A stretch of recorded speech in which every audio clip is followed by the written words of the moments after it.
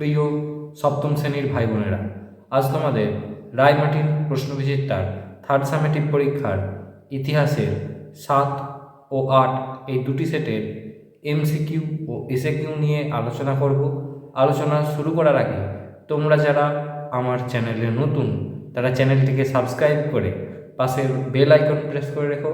আর তোমরা যদি আগের আলোচনাগুলি না দেখে থাকো তাহলে চ্যানেলের প্লেলিস্টে গিয়ে আলোচনা দেখে নিতে পারো। চলো আলোচনা শুরু করছি। সঠিক উত্তরটি বেছে নিয়ে লেখো। হিন্দি ভাষায় দুপংক্তির কবিতাকে বলা হয় দোহা। বজ্রযান মতের নেতাদের বলা হতো সিদ্ধাচার্য। শ্রী চৈতন্যদেব ভক্তিবাদের প্রচার করেছিলেন বাংলা ভাষায়। যে মুঘল সম্রাটের বাগানের খুব শখ ছিল তিনি হলেন বাবর। মুঘল সম্রাট ঔরঙ্গজেবের আমলে নির্মিত একটি স্থাপত্য হল বিবি কা মকবারা। বিজয়নগরে আগত বিদেশি পর্যটক নিকোলো কন্টি যে দেশের নাগরিক ছিলেন তা হল ইতালি। সিরিন কলম যার ছদ্মনাম তিনি হলেন খোয়াজ আব্দুস সামাদ। কোনো কিছুর সঙ্গে সাদৃশ্য মিলিয়ে ছবি আঁকাকে বলে তসভির। পরে প্রশ্ন, শিবাজির রাজ্যাভিষেক হয় উত্তরটি হবে রায়গড়ে। শিখদের সঙ্গে মুঘলদের সংঘাতের চরিত্র ছিল রাজনৈতিক। জাটরা ছিল প্রধানত কৃষক সম্প্রদায়।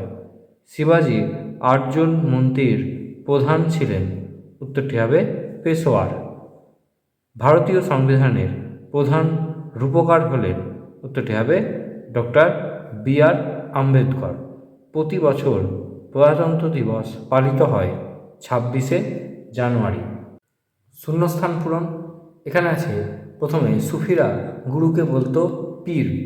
খালসা তৈরি করেছিলেন গোবিন্দ সিংহ। পারসিক চক্র কাজে লাগানো হতো জল তোলার জন্য।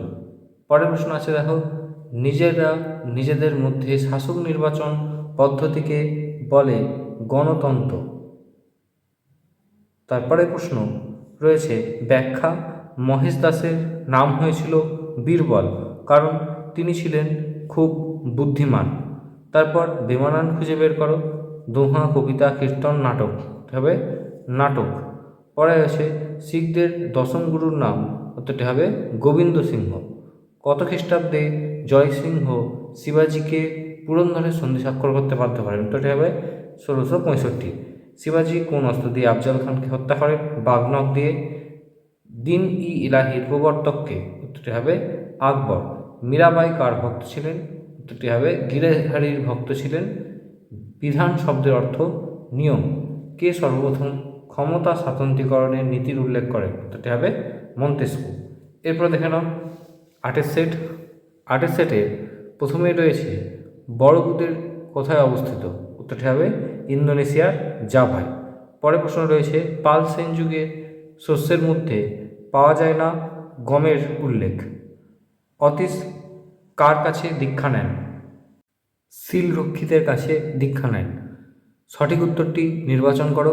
শাসক হয়েও সুলতান উপাধি নেননি উত্তরটি হবে খিজির খান। আরবি ভাষায় ইলম কথার অর্থ কী? অর্থ জ্ঞান।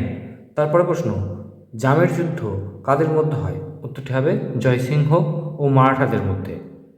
শিখদের পবিত্র ধর্মগ্রন্থের নাম কি?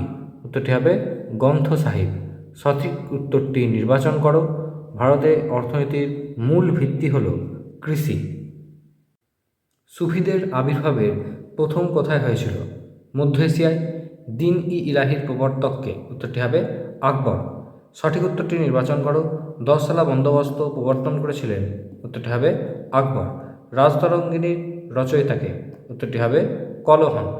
কাশিরাম দাস কোন মহাকাব্যের বঙ্গানুবাদ করেন? উত্তরটি হবে মহাভারতের। পারসিক চক্র কোন কাজে ব্যবহৃত হতো?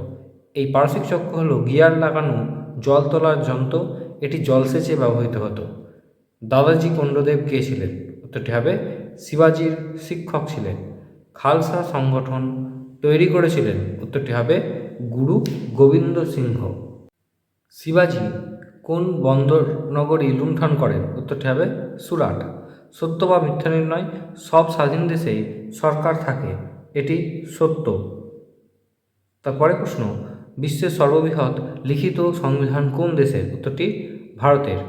মনসব শব্দটির অর্থ লেখো। উত্তরটি হবে পদমর্যাদা। দক্ষিণ ভারতে কোন মুঘল সম্রাটের সঙ্গে যুক্ত? উত্তরটি হবে ঔরঙ্গজেব দাক্ষিণাত্য ক্ষতর সঙ্গে যুক্ত ছিলেন। তানসেন কে ছিলেন? উত্তরটি হবে আকবরের সময়ে বিখ্যাত সঙ্গীত শিল্পী ছিলেন তানসেন। তিনি মেঘমল্লার রাগ সৃষ্টি করেছিলেন, দীপক রাগ সৃষ্টি করেছিলেন। প্রজাতন্ত্র দিবসের তারিখটি উল্লেখ করো। 26শে জানুয়ারি। ভারতীয় সংবিধানের জনক কাকে বলা হয়? Doctor B R. আম্বেদকরকে। ভারতের সাধারণ নির্বাচন কত বছর পর হয়? উত্তরটি হবে 5 বছর। স্তম্ভ মেলাও, হিন্দু বাদশাহ বাদশাহী, প্রথম বাজিরাও, পাঠান, উপজাতি, উত্তর পশ্চিম সীমান্ত, এথেন্স, গ্রিস, ব্রিটেন, রাজা রানী, আব্দুস সামাদ, সিরিম কলম। আজকের আলোচনা এই পর্যন্তই। দেখা হবে পরবর্তী ভিডিওতে।